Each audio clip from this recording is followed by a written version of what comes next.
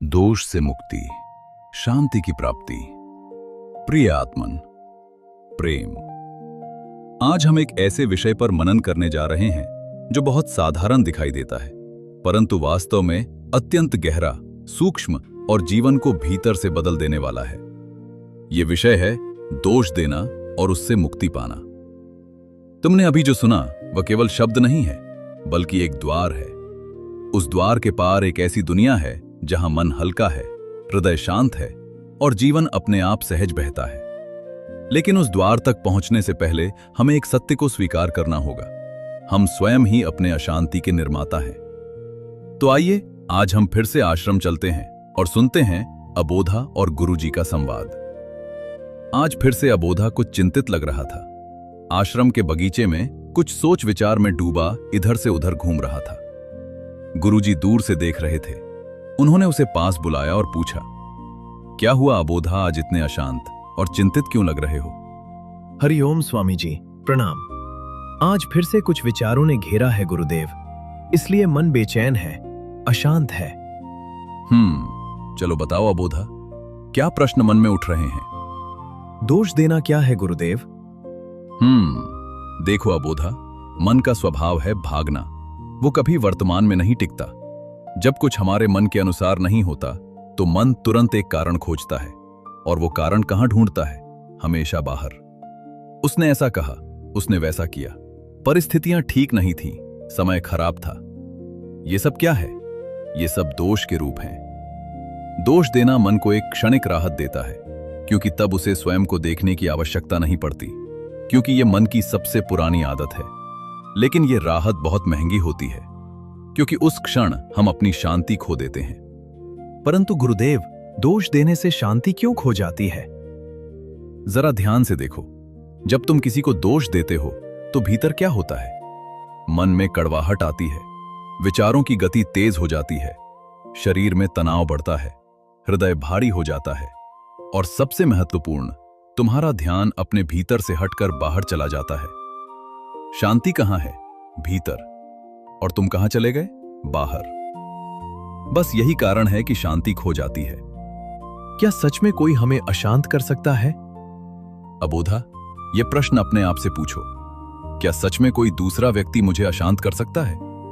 यदि उत्तर हां है, तो इसका अर्थ है तुमने अपनी शांति की चाबी किसी और को दे दी है। सोचो, यदि तुम्हारी खुशी, तुम्हारी शांति, तुम्हारा संतुलन किसी और के व्यवहार पर निर्भर है, तो क्या तुम वास्तव में स्वतंत्र हो? नहीं, तुम बंधन में हो, और यह बंधन बाहर का नहीं, तुम्हारे अपने मन का है। अशांति की जड़ क्या है गुरुदेव? अबोधा, जीवन में घटनाएं होती रहेंगी, लोग अपने स्वभाव से व्यवहार करेंगे, परिस्थितियां बदलती रहेंगी, लेकिन अशांति कहां पैदा होती है? घटना में नहीं, प्रतिक्रिया में। किसी ने कुछ कहा, अर्थात घटना घटी। तुमने उसे पकड़ लिया, अर्थात प्रतिक्रिया आई। तुमने उसे दोहराया, अर्थात विचार आया। विचार से भावना बनी, अर्थात अशांति महसूस हुई। तो क्या बदला? घटना तो एक बार हुई थी, लेकिन तुम उसे अपने भीतर बार बार जी रहे हो। तो फिर परिवर्तन का पहला कदम क्या है गुरुदेव? अबोधा, परिवर्तन की शुरुआत किसी बड़े प्रयास से नहीं होती। वो होती है एक छोटी सी जागरूकता से। जब अगली बार तुम किसी को दोष देने लगो तो तुरंत खुद को रोकने की कोशिश मत करना। बस देखो, अभी मेरे मन में क्या चल रहा है, मैं किसे दोष दे रहा हूं, मुझे कैसा महसूस हो रहा है। यह देखने की क्रिया ही जागरूकता है, और यही जागरूकता धीरे धीरे मन की आदतों को बदलती है। अपनी शक्ति वापस लेना क्या है गुरुदेव? अबोधा, जब तुम कहते हो उसकी वजह से मैं दुखी हूं, तो तुम क्या कर रहे हो? तुम अपनी शक्ति उसे दे रहे हो। लेकिन जब तुम कहते हो मैं दुखी हूं और मैं इसे समझना चाहता हूं, तो तुम क्या कर रहे हो? तुम अपनी शक्ति वापस ले रहे हो। यह बहुत बड़ा परिवर्तन है। यही साधना है, यही आत्मयात्रा है। भीतर का शांत स्थान क्या है गुरुदेव?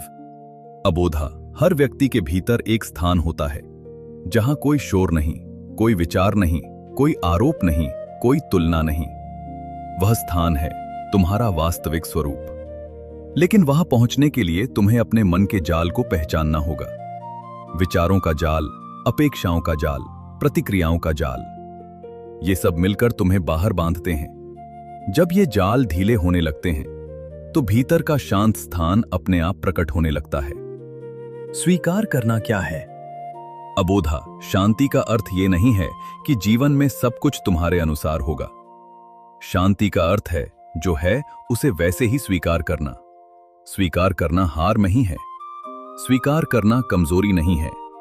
स्वीकार करना एक गहरी समझ है कि जीवन को नियंत्रित नहीं किया जा सकता, लेकिन अपने दृष्टिकोण को बदला जा सकता है। तो दोष देना छोड़ने पर क्या होता है गुरुदेव? अबोधा, जब तुम दोष देना छोड़ते हो तो भीतर एक खालीपन पैदा होता है। शुरुआत में यह खालीपन अजीब लगता है क्योंकि तुम उसकी आदत नहीं होते, लेकिन धीरे धीरे यही खालीपन शांति बन जाता है। यही खालीपन स्थिरता बन जाता है। यही खालीपन आनंद बन जाता है। यह खालीपन वास्तव में शून्य नहीं है, यह पूर्णता का द्वार है। गुरुदेव, सही होना महत्वपूर्ण है या शांत होना?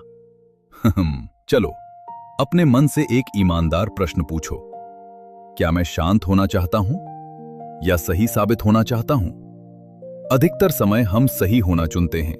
मैं सही हूं, वह गलत है। लेकिन इस सही होने की कीमत क्या है? अशांति। और जब तुम शांत होना चुनते हो तो क्या होता है? तुम छोड़ देते हो, तुम हल्के हो जाते हो, तुम मुक्त हो जाते हो। तो फिर परिवर्तन के लिए क्या अभ्यास करने चाहिए? ये सब एक दिन में नहीं होगा। ये कोई तकनीक नहीं है कि आज सीखा और कल बदल गए। ये एक यात्रा है, धीमी, गहरी और निरंतर। छोटे छोटे अभ्यास करो।